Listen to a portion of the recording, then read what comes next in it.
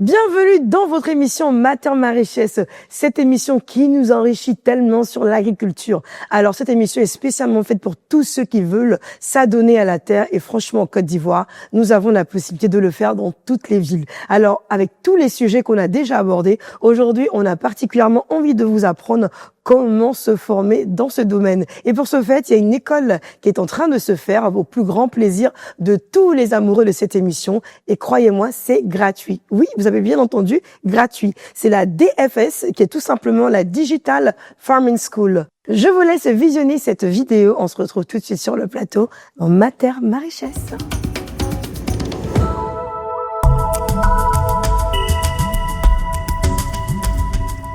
Bienvenue à la Digital Farming School, un projet novateur au cœur de Yamoussoukro, au service de l'agriculture de demain en Côte d'Ivoire et en Afrique. Porté par un partenariat ambitieux entre le groupe OCP, l'État de Côte d'Ivoire, l'INPHP, l'Université Mohamed VI Polytechnique et l'IT Initiative, la Digital Farming School a pour mission de transformer l'agriculture en un moteur de développement durable, compétitif et inclusif. La Digital Farming School, c'est bien plus qu'une école. C'est un laboratoire vivant où se croisent agronomie numérique et entrepreneuriat. Grâce à des programmes innovants, l'école forme une nouvelle génération de talents prêts à relever les défis de l'agriculture 2.0. Ici, on apprend en faisant learning by farming, learning by doing, peer learning. Les étudiants expérimentent sur le terrain, manipulent des technologies de pointe, développent des projets concrets, de la gestion intelligente des cultures à la conception d'applications agricoles, en passant par l'usage de drones et de capteurs connectés. Une ambition nationale et continentale. La Digital Farming School a une vision claire, former 200 jeunes talents et agri-entrepreneurs pour accélérer la digitalisation de l'agriculture en Côte d'Ivoire et en Afrique, accompagner l'émergence d'un écosystème de start-up agritech, favoriser l'emploi et l'auto-emploi des jeunes tout en contribuant à la sécurité alimentaire et à la durabilité environnementale. Un partenariat solide. Derrière la DFS, un partenariat public-privé inédit unit des institutions prestigieuses, OCP Africa, UM6P, INPHB, l'IT Initiative et de nombreux ministères ivoiriens. Ensemble, ils partagent une vision, faire de l'innovation un levier pour l'avenir agricole du continent. Un campus d'excellence. Sur 1 hectare, au cœur du technopole de l'INPHB, un campus moderne de 8000 m² abrite salle de cours, ferme digitale, Fab Lab, espace collaboratif, amphithéâtre, bibliothèque numérique et zone d'expérimentation. Tout est conçu pour stimuler l'innovation et la créativité. Un programme ambitieux. Dès la première année, les étudiants acquièrent des compétences solides en développement web, agronomie, mathématiques, électronique et SIG. La deuxième année est consacrée à la spécialisation avec des options comme l'Internet des objets appliqués à l'agriculture, le développement d'applications ou l'entrepreneuriat innovant, une passerelle vers l'avenir. À la sortie, les diplômés rejoignent un réseau dynamique de start-up, d'entreprises agricoles, d'institutions ou se lancent comme entrepreneurs porteurs de solutions innovantes pour l'agriculture africaine. La Digital Farming School. C'est la rencontre du savoir, de la technologie et de l'humain au service d'un avenir agricole durable. Une école, une communauté, un mouvement pour transformer l'agriculture ivoirienne et africaine. Rejoignez la Digital Farming School et participez à écrire l'histoire de l'agriculture de demain. De retour sur le plateau, aujourd'hui nous recevons deux messieurs qui vont nous éclairer sur la DFS. Nous avons Dr Siepalé, secrétaire général INPHB. C'est ça, madame. Bonjour. Bonjour, bienvenue sur le plateau Mater Ma Richesse. Merci de nous avoir invités. Et nous avons également le Dr Louis Coco, Country Manager OCP Côte d'Ivoire. Bonjour madame, au plaisir d'être avec vous. Eh bien, welcome sur Mater Ma Richesse. Alors aujourd'hui, sur ce beau plateau, on vous reçoit afin que vous puissiez mieux nous éclairer sur la Digital Farming School. Déjà, je pose la question à Dr Siepalé. Qu'est-ce que c'est que la Digital Farming School? La Digital Farming School n'est autre qu'une école de numérisation qui va permettre d'enseigner autrement l'agriculture et d'aller sur la digitalisation de l'agriculture. Okay. Alors, Dr Louis Coco, il paraît que c'est totalement gratuit. Oui, bien entendu, c'est une école d'excellence totalement gratuite qui sera dédiée à l'élite des jeunes Ivoiriens et même de la sous-région. D'accord, donc les gens pourront venir s'inscrire de partout? Oui, l'idée c'est de faire en sorte que des jeunes Ivoiriens passionnés de l'agriculture et de la technologie embrassent ce nouveau concept et entrent dans cette école qui est la première du genre en Afrique. Ah oui, ça c'est vrai. En plus, gratuite, vraiment, faut le faire. Hein. Merci à vous de penser à la jeunesse ivoirienne et afin de mieux nous faire avancer, hein, parce qu'il n'y a pas beaucoup de personnes qui ont ces belles idées-là. Et aujourd'hui, vraiment, je suis très heureuse de me retrouver sur ce plateau avec vous. C'est un honneur pour moi. Et je pense que nos frères et nos sœurs qui nous regardent sont aussi ravis de vous regarder, d'apprendre que très bientôt, ils pourront se retrouver à la DFS et que ce sera totalement gratuit. Alors, quel est le contexte de création et le cadre institutionnel de la Digital Farming School? Alors, la Digital Farming School est une idée innovatrice qui est née de OCP Africa en partenariat avec l'État ivoirien. Donc, le 22 mars 2022, l'État de Côte d'Ivoire a signé un partenariat avec le groupe OCP, dont dépend OCP Africa, qui est sa filiale dédiée à l'Afrique. Et l'idée, c'est de mettre en place au sein de l'Institut national polytechnique, qui est partenaire de cette initiative, D'accord. avec l'Université Mohamed VI Polytechnique, qui est une université qui est incubée par OCP Group, donc qui appartient au groupe OCP dans son écosystème. Donc l'idée, c'est de faire en sorte que l'INPHB et l'UM6P joignent leurs efforts afin de mettre en place un nouvel, concept d'agriculture numérique, c'est-à-dire faire en sorte que les jeunes Ivoiriens, les jeunes de l'Afrique de l'Ouest puissent embrasser un nouveau métier qui va faire la jonction entre la technologie et l'agriculture. Très bien. Alors, docteur Sié, alors qu'est-ce qui fait l'innovation dans ce concept et pourquoi est-ce que vous avez accepté aussi de recevoir ce concept dans votre université? Merci madame. Je pense que c'est tout dit. Hein. Nous sommes une école de formation, nous avons une école d'agronomie. C'est ça. Nous formons des ingénieurs et des techniciens dans toutes les filières de l'agronomie. Sauf que cet aspect, nous ne l'avons pas développé, c'est-à-dire l'aspect de digitalisation de l'agriculture qui permettrait d'avoir un plus. Et des élèves qui sortent avec une formation de base en agronomie vont aller donc dans ce centre, avoir donc des connaissances dans le domaine de la digitalisation qui permettraient à eux maintenant d'avoir une compétence en plus de ceux qui sont formés à la base. Voilà un peu l'idée qui a motivé vraiment cet enseignement. Et au niveau pédagogique, ce n'est pas la même chose. Ce n'est pas la même chose parce que l'autre côté, on a des cours classiques qui permettent d'aller de l'agriculture de base jusqu'à la spécialisation. Mais ici, il est question d'inculquer aux jeunes gens comment aboutir à un projet, par exemple l'utilisation d'un drone. Au lieu de faire le cours de drone et venir après sur l'appareil, on va en même temps demander aux jeunes gens de manipuler l'appareil en inculquant des connaissances qu'il faut pour manipuler. Ah oui, directement. Donc, c'est des projets, en fait. Les bribes de cours sont des projets. Et c'est différent, donc, de l'enseignement classique qui aboutit à des connaissances. Et ici, on va sur des compétences. C'est ça. Directement. On s'en est tellement plaint, on s'est dit que dans le milieu francophone, justement, on n'a pas ce genre d'initiative et que il faut d'abord aller à l'école, comme on dit, on y va faire papier longueur, ensuite après faire des stages et c'est très compliqué. Mais là, directement comme ça, c'est une très très belle chose. Et quelle serait la probabilité pour ces personnes, ces élèves qui vont y participer, donc dans cette école d'excellence, d'avoir du boulot? Comment est-ce que ça va se passer? Est-ce que vous leur promettez des stages en parallèle? Alors, en fait, l'école a pour vocation de former des jeunes qui seront dédiés à l'entrepreneuriat. Comme disait le secrétaire général, le docteur Sepalé, c'est une école qui aura une approche pédagogique totalement différente. Donc, les apprenants vont fonctionner par projet et vont avoir une pédagogie qu'on appelle la pédagogie active. C'est-à-dire une pédagogie basée sur principalement 2 ou 3 concepts. C'est-à-dire, ils vont faire ce qu'on appelle le learning by farming, c'est-à-dire ils vont apprendre en pratiquant. C'est bien. Donc l'école sera dédiée et liée à une ferme expérimentale digitale qui est basée au sein de l'INPHB. C'est ça. Ensuite, un autre concept de la pédagogie active, c'est le peer learning, c'est-à-dire que les élèves ou les apprenants n'ont pas de professeurs, ils auront des coachs, mais l'idée c'est qu'ils apprennent à travers des groupes de travail et ils interagissent entre eux pour partager leur expérience. En fait, l'école sera rattachée à un fonds d'investissement qui va accompagner les jeunes dans des projets à travers tout le cursus. Et à la fin, ces jeunes sont capables de monter leurs propres startups. Donc, pour répondre à votre question directement, l'idée, c'est que ces jeunes-là sortent de l'école, montent les projets, le fonds les accompagne à monter des startups et les solutions qu'ils vont mettre en œuvre seront dédiées à l'agriculture.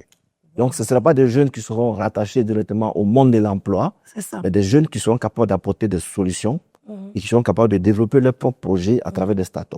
Voilà un peu l'idée. Alors, vous devez être fiers, hein, vos ambitions sont bonnes. Et aujourd'hui, pour tous ces jeunes-là, tout ce que vous avez cité, c'est quand même quelque chose de grand. Hein. Mais quel est ce sentiment? Qu'est-ce que vous ressentez OCP Africa?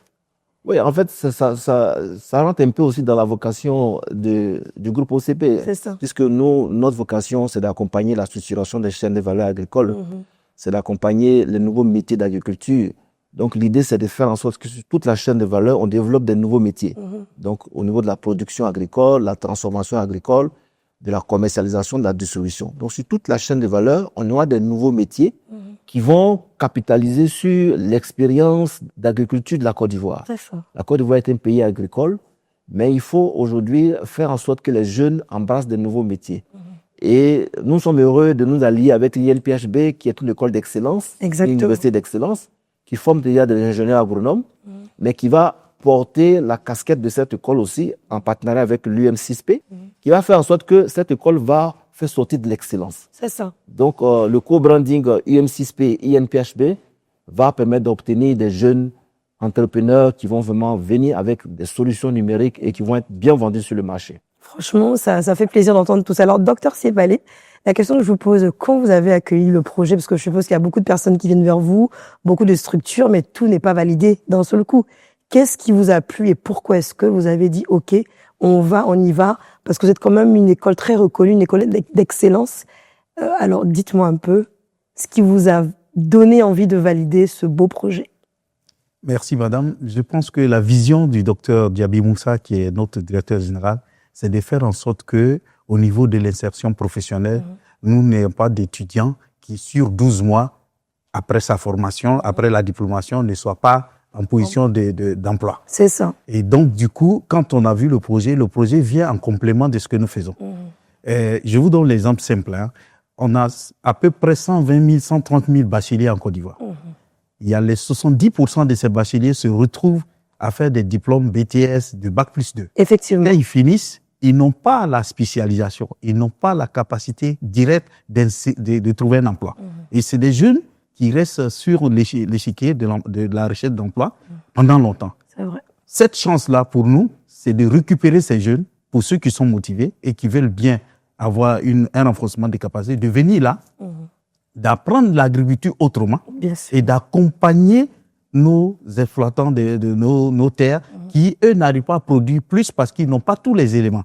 Donc, cette formation va venir en complément de ce que nous faisons et enrichir donc la formation de telle sorte que celui-là qui sort de là, automatiquement, soit il s'auto-emploie comme docteur Coco le disait, ou alors il insère une structure où il va permettre l'amélioration de l'exploitation. Donc, du coup, pour nous, c'est une aubaine. C'est vraiment l'idéal pour nous.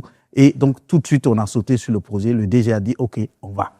Et on y est allé. Je pense qu'on a bien fait d'y aller. Et je pense que d'ici septembre, quand l'école va s'ouvrir, on verra l'engouement de la jeunesse ivoirienne. Waouh, c'est trop beau. Et pour compléter ce que le docteur Sui a dit, aujourd'hui, l'INPHB est en train de développer ce qu'on appelle le concept de la technopole. C'est ça. Ils sont en train de développer une infrastructure qui va accueillir des universités, des centres d'excellence, des centres d'innovation, des centres d'apprentissage et même des entreprises peuvent y s'installer.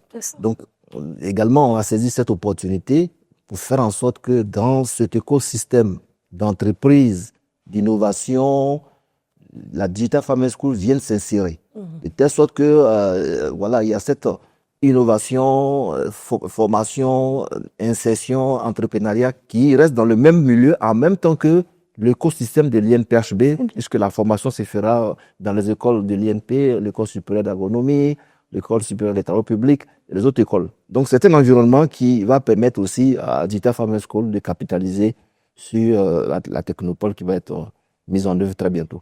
Alors, docteur Louis Coco, est-ce que les personnes venant des pays limitrophes ou l'Afrique de l'Ouest, un peu partout, pourront s'inscrire aussi à ce programme ou bien c'est vraiment dédié qu'aux Ivoiriens pour l'instant?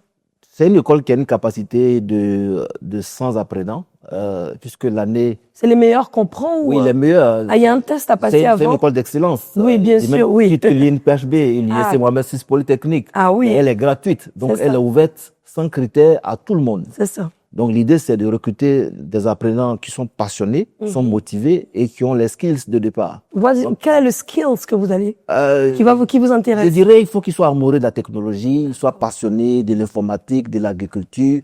Voilà, c'est des jeunes qui ont des projets, vraiment qui ont la tête sur les épaules, mais qui maîtrisent vraiment l'environnement des techs. Donc, il va y avoir des critères de sélection. Et comme le secrétaire général le disait, on a visé déjà le vivrier d'apprenants qui sortent de nos universités, de nos écoles de brevet de technicien supérieur, Bac+2. Donc, la capacité de l'école, c'est 100 apprenants. Pendant 2 années, le parcours pour que les apprenants sortent avec la compétence agritech. Donc, c'était une durée de formation de 2 années. Mais elle est ouverte à tout le monde, comme je le disais. Donc, quid des nationalités, quid des niveaux, quid de l'âge. Mais l'idée, c'est de prendre des jeunes, je dirais, peut-être de 18 à 35 ans. Voilà. Donc, et elle est ouverte aussi à la sous-région. Puisque la vocation, c'est d'être une école panafricaine. C'est la première école d'agriculture digitale, et même dans le monde. Comme nous avons fait le benchmark, il n'existe pas aujourd'hui une école qui fait de la formation par la pédagogie active en liant l'agriculture et le numérique. Ça n'existe nulle part. Voilà. On forme des jeunes dans l'agritech, mais ce n'est pas le même concept. Donc, c'est une école qui sera pionnier en Afrique. Donc, l'idée, c'est d'accueillir des jeunes de l'Afrique de l'Ouest. Bien entendu, OCP Africa a une vocation africaine, mais dans l'approche, dans la dynamique, OCP vise à construire cette école aussi dans d'autres pays africains. Voilà. Donc, c'est ça les perspectives. On envisage de construire cette école également dans certains pays comme le Togo, comme le Bénin, et même peut-être des pays de l'Afrique de l'Est. Mais je dirais que pour la première école, elle sera ouverte pour tous les jeunes qui viennent de tout part au niveau de l'Afrique. Et la Côte d'Ivoire sera en priorité, parce que déjà, il faut mieux se servir par soi-même. Ouais, ça c'est sûr. Donc, nous allons commencer déjà par embrasser les jeunes de la Côte d'Ivoire, et puis peut-être les années qui vont venir, on va ouvrir l'école. Il y a quand même 100 places, hein, donc on peut en donner 40 aux autres et on prend 60, même 70. Hein. En tout cas, l'idée, on est généreux. En tout cas, l'idée, c'est de faire grandir l'école. Aujourd'hui, on commence à avoir une capacité de 100 apprenants. Mais l'idée, c'est si ça marche très bien et qu'il y a un engouement et qu'il y a vraiment de la réussite, c'est d'agrandir l'école, et ce n'est pas la place qui manque au niveau de l'INPHB. Alors, mais je pense que ce qu'il est en train de dire, c'est ce que l'INPHB fait. En fait, ça. On a à peu près 24 nationalités déjà à l'INPHB. Donc, le brassage au niveau des nationalités, ça, c'était notre culture depuis la création de l'école. Le père fondateur a voulu que ça soit un hub au niveau de l'Afrique et que toutes les personnes qui veulent apprendre et avoir une formation d'excellence viennent à l'INPHB. Et avec ce projet, ça va être la continuité de cet esprit. Donc, il va y avoir de la place pour ceux qui souhaitent de l'Afrique, qui veulent venir faire cette formation. Bien entendu, comme il a dit, c'est le critère de base. Il faut que ça soit des gens qui sont dédiés, qui sont motivés et qui veulent vraiment faire de l'agriculture. Et comme il a souligné aussi, au niveau des critères, ce n'est pas seulement des élèves qui ont une base en agronomie. C'est non, ça. c'est toutes les formations. C'est-à-dire, il suffit d'avoir la motivation et d'être orienté tech et de savoir où est-ce que tu veux aller. Parce que là, on vient pas dans une formation diplômate. On vient dans une formation certifiante. C'est ça. Donc, c'est différent. Donc, si on a besoin de la motivation et d'un background qui permet donc de pouvoir évoluer sur les techs et en même temps sur l'agriculture. Alors, je le fais rarement sur ce plateau, mais si vous aviez toute cette jeunesse qui vous regarde aujourd'hui, supposons que toutes ces personnes ont envie de s'inscrire, quel serait le mot de fin et qu'est-ce que vous avez à leur dire? Moi, je leur dirais, tous ceux qui veulent vraiment s'inscrire, de ne pas hésiter. C'est une compétition. C'est vrai qu'il n'y a pas de la place pour tout le monde, mais il faut se donner soi-même la chance. Il ne faut pas déjà se restreindre. Il faut venir et après la sélection, forcément, comme c'est des formations sur plusieurs années, il va y avoir donc plusieurs cycles. Donc, si le premier cycle n'a pas été recruté, tu pourras passer au deuxième cycle. Donc, il ne faut pas déjà que les jeunes s'abstiennent. Il faut que tous ceux qui ont une vocation à atteindre donc un niveau de connaissance qui leur permettrait de pouvoir s'insérer facilement et d'avoir des connaissances dans le domaine de la digitalisation agricole, qu'ils viennent et qu'on les attend. Parce que c'est pour eux que OCP Africa a mis ce projet et que l'INP aussi s'est déployé pour accompagner. Donc, je pense qu'il ne faudrait pas qu'ils s'abstiennent. Merci, Dr Siepalé. Je viens vers vous, Monsieur Luikoko. À vous aussi, je vous poserai la même question. Hein. Aujourd'hui, si vous avez tous ces jeunes qui vous regardent, qu'est-ce que vous leur dites? Je dirais que c'est une opportunité unique. Déjà, au niveau de OCP Africa, nous avons des programmes orientés vers l'entrepreneuriat, le développement des startups. Donc, nous avons déjà commencé par exemple, l'année dernière, nous avons lancé un programme qui s'appelle Farming Innovation Programme, qui a permis d'accompagner une centaine de startups et de récompenser 5 startups qui sont accompagnées jusqu'au développement de leurs projets. Donc, il y a déjà dans l'écosystème de OCP Group, que ce soit au niveau de la Digital Farming School, que ce soit au niveau des startups comme le programme Farming Innovation Programme, comme ce soit même au niveau même de OCP Africa, puisque nous sommes une entreprise qui est dédiée à la structuration des chaînes de valeur agricole. Donc, c'est un écosystème qui va permettre à ces jeunes de comprendre que l'agriculture aujourd'hui a changé. Voilà, ce n'est plus l'agriculture de nos pères. C'est vrai, on elle a d'abord la machine. Mais aujourd'hui, l'agriculture, elle est vraiment smart, elle est digitalisée. Et notre objectif, comme le disait le secrétaire général Dr Sié, c'est de transférer des compétences à ces jeunes-là. De telle sorte que lorsqu'ils sortent, ils se dirigent vers l'auto-emploi, ou bien ils soient capables d'apporter des solutions opérationnelles. Voilà. Donc, c'est vraiment une opportunité pour ces jeunes. Il faut qu'ils la saisissent. De la même manière qu'ils sont beaucoup motivés à rentrer à l'INPHB lorsqu'on ouvre les concours. Je pense qu'on va avoir un engouement énorme, une attente très énorme vis-à-vis de cette population de jeunes Ivoiriens. Mais nous sommes vraiment engagés à les accompagner et ils seront les bienvenus. En tout cas, merci, Dr Luikoko. Et justement, cette émission Mater ma richesse, il n'y a qu'à cette émission-là qu'aujourd'hui, c'est 100 personnes qui seront retenues pour ce programme d'excellence. Il n'y a qu'ici qu'on peut entendre ce genre de choses. Justement, l'émission est bienvenue. Nous sommes dans une émission d'excellence, une émission qui motive, une émission qui change des mentalités. Et aujourd'hui, grâce à OCP et à vous, monsieur, secrétaire général, monsieur Siepalé, nos jeunes auront la possibilité de changer leur vie en un clin d'œil. En plus, c'est gratuit. Alors, est-ce que vous connaissez la rubrique « Le saviez-vous » ? Non, on sera curieux de le découvrir avec vous. Un docteur face à un autre docteur. Ah, ça va chauffer aujourd'hui. Alors, c'est tout de suite avec Guizot, on va directement pour sa rubrique.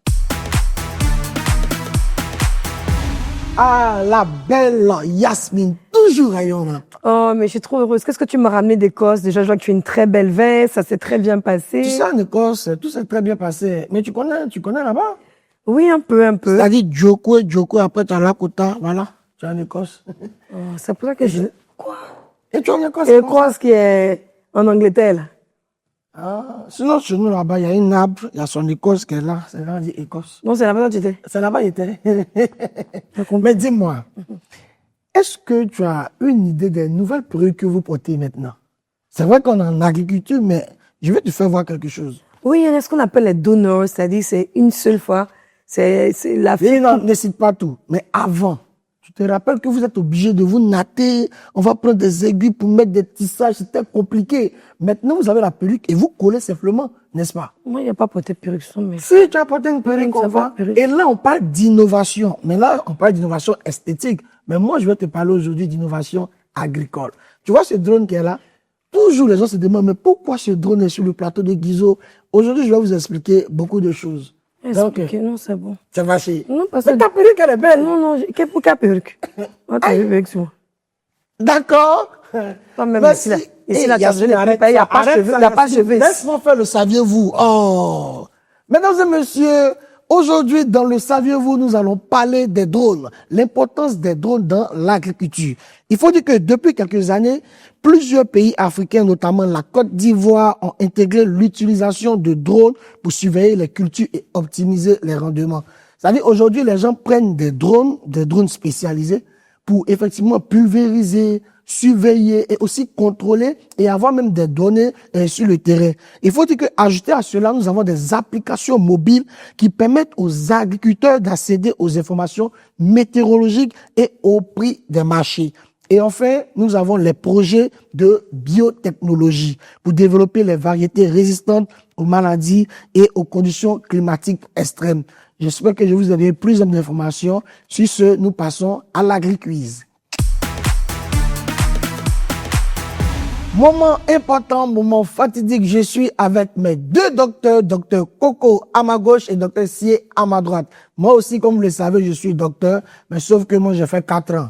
Parce que pour être docteur, il faut au minimum 8 ans, voilà. Moi, j'ai fait 4 ans, donc voilà pourquoi moi, on m'appelle Doc Guizot. Parce qu'il ne mérite pas le docteur. Donc, il y a docteur Coco qui est là, docteur Sié qui sont dans le domaine agricole. Nous sommes donc dans l'agri-quiz. Qui dit agri-quiz parle du quiz dans le domaine agricole. Et là, ils vont s'opposer. Je vois qu'ils sont serrés comme ça. On relâcher. Relâchez un peu, voilà, soufflez. Docteur Coco, normalement, quand il dit docteur Coco, vous devez donner, pardon. Quand il dit docteur Coco, vous devez donner un cri de guerre. C'est très important. Docteur C aussi, vous devez donner un cri de guerre. Non. C'est que vous vient dans la tête maintenant, là, quand je dis docteur Coco. Il y a des gens qui ont dit si on gagnera toujours, ils n'ont pas gagné. Il y a d'autres qui ont dit on avancera, ils ont plutôt reculé. Donc, c'est dit docteur Coco. On gagne et on apprend. Non. On gagne? Ou on apprend. Ah, ça c'est bien ça. Donc, docteur Coco. On gagne ou on apprend. Docteur Coco. On gagne ou on apprend. Je vois que docteur Sié se pose des questions sur ce cri de guerre. Nous sommes à vous. Docteur Sié. Riz Coco. En fait, moi, depuis que je fais cette émission-là, il y a des cris de guerre qui me touchent. Docteur Sié. Riz Coco.